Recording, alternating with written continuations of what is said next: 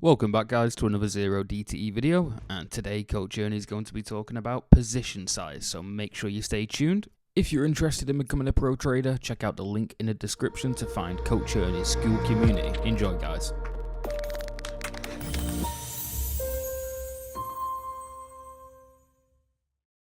If you wanted to double your size, that's going to have some sort of psychological stigma in you because you're going to see both the doubling of the return, but also the doubling of the drawdowns. Yeah, it hurts. And that will hurt because you're not used to it.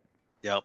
Yeah, it's been a month and a half-ish since I increased my position size, and the losses are much more impacting than it psychologically than they were previously, for sure. But over some time, you get over that, and then you accept it, and then you deal with it. And then at some other time, now I don't know how much you increased your position size, but I found that increasing position size by somewhere between 25% and 50% is a manageable amount. But increasing at 50%, and that's like going from $1 to $1.50 as an example for your risk. Because it's relative to the size of your account, it increases the volatility of your returns by more than 50%, almost 100%. And where you're used to taking risks of, say, 100 each time, now all of a sudden you're taking risks of 200, or let's say it's 1,000 most times, and then all of a sudden it's 2,000. 2,000 might freak you out a little bit, but you'll have the commensurate wins on the size of the win increase as well. But that doesn't stop you from still having that stigma against that size loss. You have to then take it all into stride, and it takes a little while for you to accept that new comfort level. Everyone thinks, and this is exactly what happened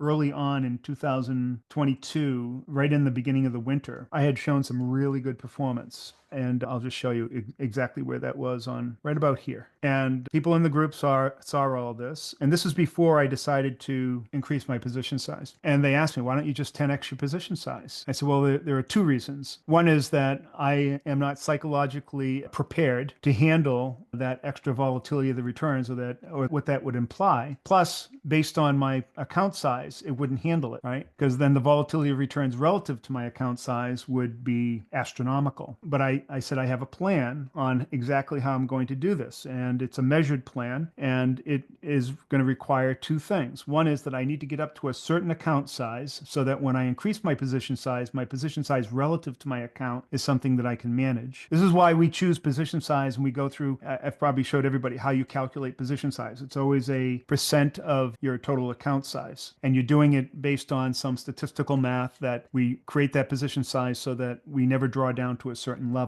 So position size is super important relative to your account size in managing your drawdowns and managing your psychology. And just arbitrarily increasing it 2 or 3 times because you think you make 2 or 3 times the amount of money will also result in drawdowns that will be 5 or 6 times as great, and maybe making it impossible or very difficult to get back to a new high. So you have to do it relative to account size all the time, and you have to have a plan for when you get to a certain increase in your total account value, how much you can increase your average position size by to meet that account value. And it should be the same calculation you make when you're first starting out. So for me, I knew that when I got up to this $33,000, $34,000 level, that I could go up another 50% because I had increased my account by roughly 50%.